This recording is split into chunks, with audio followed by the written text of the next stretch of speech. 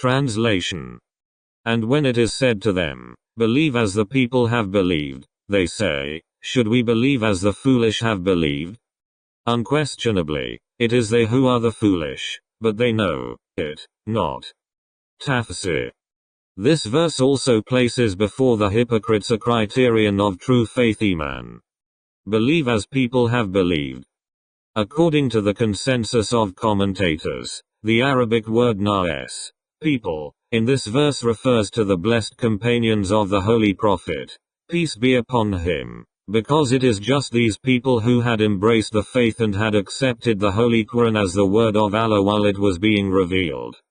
So, the verse indicates that the only kind of iman faith, acceptable to Allah, is the one which should be similar to that of the blessed companions, and that the iman of others would be worthy of the name only when they believe in the same things in the same way as the companions did.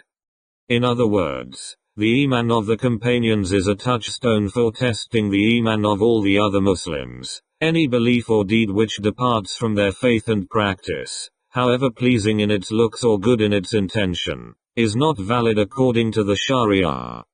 There is a consensus of commentators on this position. One should also notice that the hypocrites used to call the blessed companions fools, sufaha.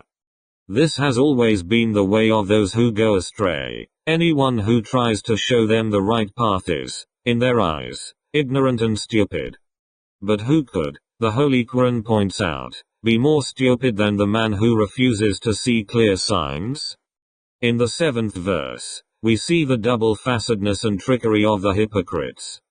In the company of the Muslims, they would vociferously declare their faith in Islam, but, going back to their own people, would reassure them that they had never left the way of their ancestors, and had been meeting the Muslims only to make fun of them. Injunctions and related considerations. It has sometimes been debated as to whether the distinction between kufr, infidelity or disbelief, and nifaq, hypocrisy, still holds good even after the days of the Holy Prophet, peace be upon him. The correct position with regard to this question is this. At that time, there were two ways of identifying a hypocrite and declaring him to be one. Either Allah himself informed the Holy Prophet, peace be upon him, through revelation that such and such a man was not a Muslim at heart but a hypocrite, or a man through some word or deed overtly repugnant to the Islamic creed or practice showed himself up as a hypocrite, thus providing a clear evidence against himself. Divine revelation having ceased with the departure of the Holy Prophet, peace be upon him, from this world, the first way of identifying a hypocrite is no longer available, but the second way is still valid. That is to say, if a man is found, on certain evidence, to be guilty, in word or deed, of rejecting or opposing or distorting or holding in scorn the basic doctrines of Islam undeniably established by the Holy Quran, the Hadith and Ijma, consensus, he would be regarded as a munafiq, hypocrite, in spite of his claim to be a true Muslim. The Holy Quran gives such a hypocrite the name of a mulhid or heretic.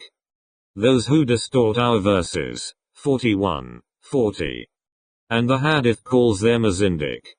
One must also add that since the kufr, infidelity of such a man has been proved by clear and definite evidence, the Sharia will not put him in a separate category, but deal with him as it would deal with any other kafir, infidel.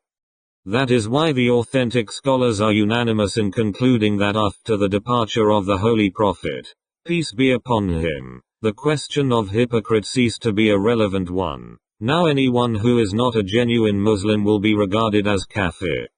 The famous author, Al-Aini, in his commentary on Al Baqarah, reports from Imam Malik that after the days of the Holy Prophet, peace be upon him, this is the only available means of identifying hypocrisy, and that a man who carries this mark could be called a hypocrite.